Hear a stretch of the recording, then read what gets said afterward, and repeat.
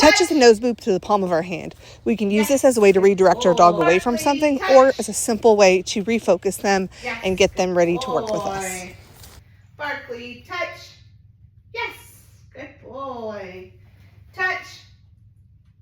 Yes, good boy. Barkley. With sitting down, make sure you do your hand signal and then say the cue once and try your best to not repeat it. You'll also notice in this video that I reward a second or even a third time for some of those positions, and that just helps them learn to stay holding that position. Sometimes you'll see dogs where they're in sit and then they automatically go to down because they're anticipating, or you'll see dogs in a down that just pop right back up as soon as the treat's given. So what I want him to learn here is that if you continue to hold the position we asked for, there is a chance for more reinforcement. So you don't have to do it every time, but every once in a while, I would make sure you're rewarding a second or even a third time when you've asked him to do the thing and he's continuing to do the thing for you.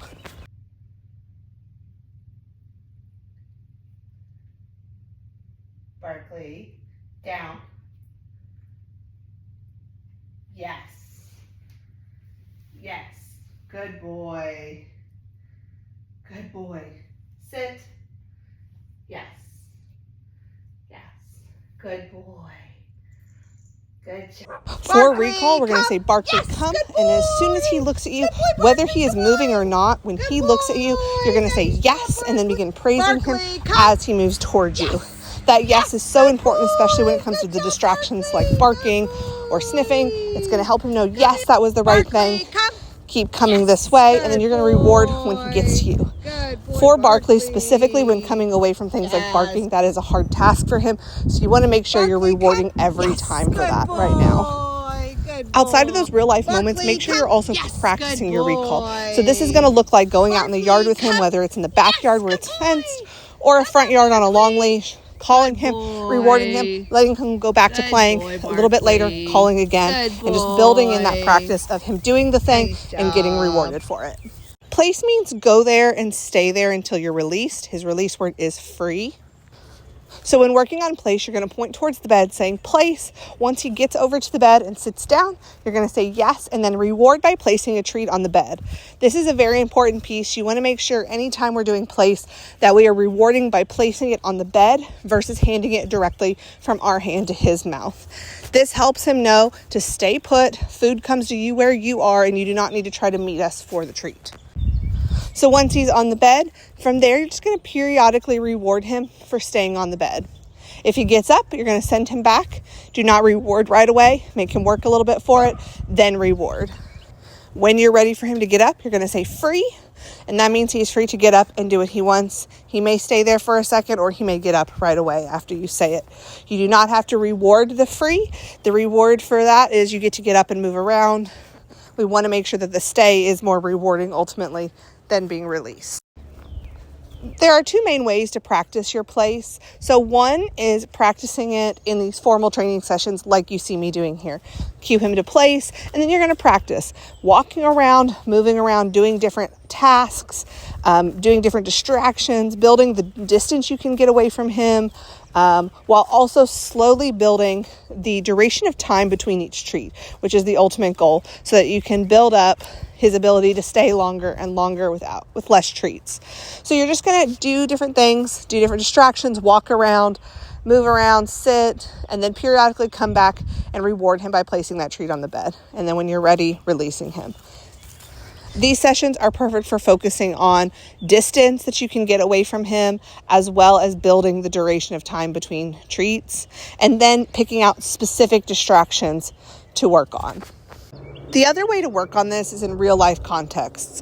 So for me, this is often around dinner time so that we have a dog that is not begging or trying to bother us while we're eating. So same kind of idea. You're going to bring the place bed close to you so that you're able to reward while eating. And then you're going to ask him to place. And then throughout dinner, you're going to periodically be rewarding him. If he gets up, send him back. And then wait a couple seconds before rewarding. Just like with our other sessions, you're going to be slowly building the duration between the treats. But in the beginning, I would start pretty frequently, kind of heavy-handed with it. Let him know, yep, that's exactly what I want. Reward, reward, reward. And then you can slowly start spacing out how often that treat comes. Practicing like this is really great for building just long-term duration because we're eating dinner. It's going to be 30 minutes or more. And also just building in that duration between treats because there's going to be a natural kind of wave of how often the treat comes, sometimes more frequently, sometimes not, depending on your eating and talking and how that's going to happen. So this is just a great way to build up that, as well as just building it into those real life contexts. The other thing that's great about doing it in contexts like this, that are regular occurrences in your life, is he will start to pick up that pattern. So he knows that we do this every night at dinner. And so when we're preparing to sit down, he will often already be on his bed waiting for me because he knows that's what we do. We're eating dinner. We expect you to be on your place. And he picked that up pretty fast. The first couple of days that we did this, he was leaving, coming over, kind of putting his feet up on me, trying to kind of get my attention. And when he learned that that wasn't going to work, he quickly started going right back to his bed and laying down and waiting for me to reward him. When practicing like this, you can use any treats, but my recommendation is to use a food that you don't mind touching and then touching your own food. So for me, I like to use string cheese instead of dog treats. So I'll just grab a stick of string cheese out of the fridge, and then periodically as I'm rewarding, I'm just breaking little tiny pea-sized pieces off of that cheese stick and tossing it to him and rewarding him for that. And again, when you're ready to release him, you're going to say free, just like you did in those other sessions. It's really important that you're getting that release cue in there so that he learns to wait until he hears that word. So make sure when you're ready to get up, you say free. If you forget and he gets up because you guys are up moving around, go ahead, send him back real quick, place, reward him, and then release him immediately after that. Wait means stop and don't go any further. So when we say wait, we're drawing an imaginary line at that threshold and telling him he cannot cross it. He can do anything else. He can walk around, sit down, stand. Doesn't matter as long as he doesn't cross that line. So I'm going to cue him wait, and then I'm going to reward him by tossing that treat back behind the line to him. And then when I'm ready, we're going to release him using that same release word, free, like we did for place. So free now means you're allowed to cross that line.